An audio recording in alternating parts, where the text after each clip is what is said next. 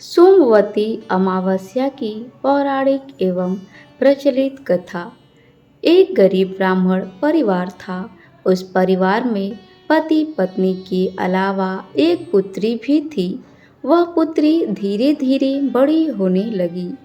उस पुत्री में समय और बढ़ती उम्र के साथ सभी स्त्रियोचित गुणों का विकास हो रहा था। वह लड़की सुंदर, संस्कारवान एवं गुणवान थी, किंतु गरीब होने के कारण उसका विवाह नहीं हो पा रहा था। दोस्तों, वीडियो में आगे बढ़ने से पहले अगर आप इस चैनल पर नए हैं तो प्लीज़ इसे लाइक शेयर सब्सक्राइब जरूर करें और वीडियो पसंद नहीं आए तो डिसलाइक भी कर सकते हैं।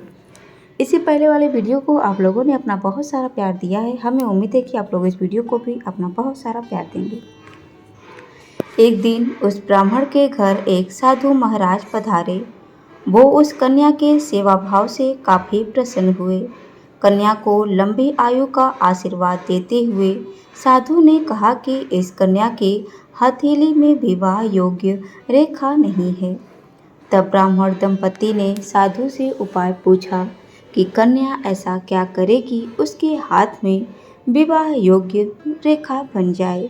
साधु ने कुछ देर विचार करने के बाद अपनी अंतर्दृष्टि से ध्यान करके बताया कि कुछ दूरी पर एक गांव में सोना नाम की धोबिन जाति की एक महिला अपने बेटे और बहू के साथ रहती है, जो बहुत ही आचार विचार और संस्कार संपन्न तथा पति परायण है।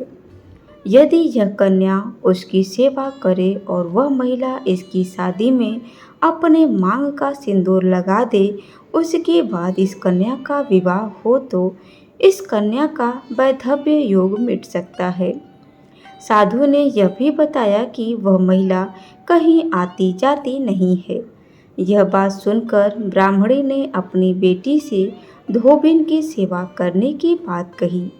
अगले दिन कन्या प्रातःकाल ही उठकर सोना धोबिन के घर जाकर साफ सफाई और अन्य सारे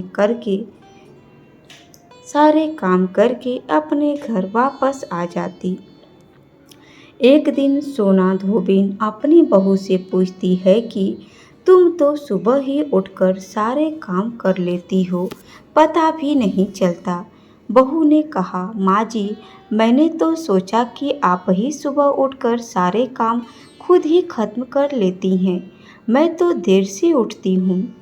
इस पर दोनों सास बहू निगरानी करने लगी कि कौन है जो सुबह ही घर का सारा काम करके चला जाता है।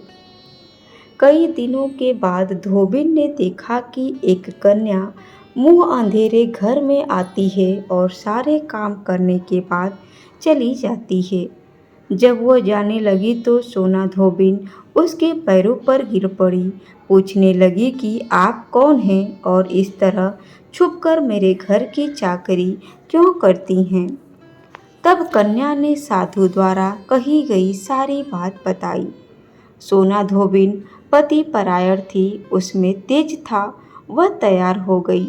सोना धोबिन के पति थोड़ा अस्वस्थ थे। उसने अपनी बहू से अपने लौट आने तक घर पर ही रहने को कहा। सोना धोबिन ने जैसे ही अपने मांग का सिंदूर उस कन्या की मांग में लगाया, उसका पति मर गया। उसे इस बात का पता चल गया। वह घर से निराजल ही चली थी, यह सोचकर कि रास्ते में कहीं पीपल का पेड़ मिलेगा तो उसे भंवरी देकर और उसकी परिक्रमा करके ही जल ग्रहण करेगी।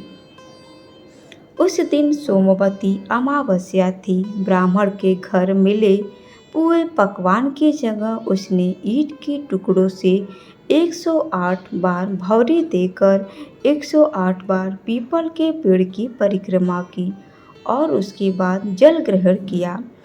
ऐसा कहते हैं कि उसके पति के मुर्दा शरीर में वापस जान आ गई। धोबिन का पति वापस जीवित हो गया। इसीलिए सोमवती अमावस्या के दिन से शुरू करके जो व्यक्ति हर अमावस्या के दिन भंवरी देता है, उसके सुख और सौभाग्य में वृद्धि होती है।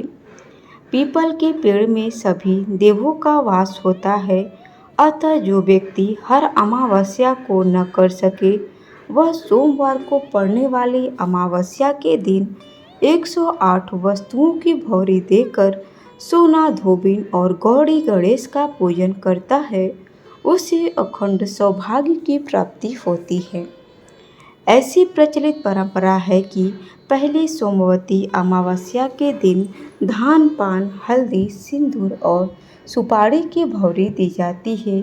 उसके बाद की सोमवती अमावस्या को अपने सामर्थ्य के हिसाब से फल, मिठाई, सुहाग सामग्री, खाने की सामग्री इत्यादि की भौरी दी जाती है और फिर भंवरी पर चढ़ाया गया सामान किसी सुपात्र ब्राह्मण, नंद या भांजे को दिया जा सकता है। दोस्तों, वीडियो में अंत तक बने रहने के लिए आप लोगों का धन्यवाद। आपको ये वीडियो कैसी लगी एक प्यारा सा कमेंट करके ज़रूर बताएं। Thanks for watching my video. धन्यवाद।